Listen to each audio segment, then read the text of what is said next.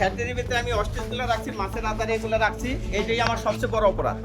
এটা আমি এইখানে রাখা উচিত হয়নি। আচ্ছা, ওগুলো থেকে তো মানে বাজে দুর্গন্ধ বের হচ্ছে, মানে এটা সরাই হলাম, এটা এই জন্যই আমার অপরাধ হয়েছে বাবা, এই জন্যই আমার অপরাধ।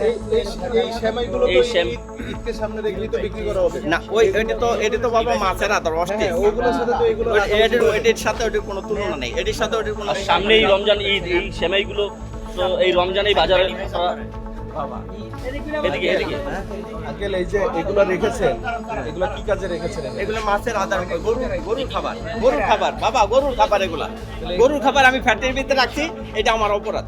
তাহলে আপনার অন্যায় আপনি আমি জি, আমি আমার অন্যায়, এটাই তারপরেও যেভাবে আমরা দেখছি পরিবেশটা, যেমন এই যে একদম ফ্লোরে ফেলে এটা তো মানুষ খাবে, জি সেই জায়গাটা আসলে ঠিক হয়েছে কিনা, এবং আজকে না, যে আপনাকে এই জন্য জরিমানাটা করেছে সেটা আপনি মানছেন কিনা আমার, আপনার জি অপরাধ? জি মানছি। আমার এই ম্যাজিস্ট্রেট সাহেব বলছে যেন পরিবেশে আরেকবার যদি আসি এরকম যে না দেখি, ইনশাল্লাহ দেখবো না, ইনশাল্লাহ আমি আমার পরিবেশ সুন্দর করবো।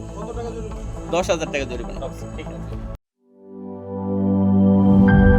দুধার চকলেটে একাকার হয়ে ওঠা প্রাণ লেয়ার সম্পর্কের মিষ্টি ম্যাজিক।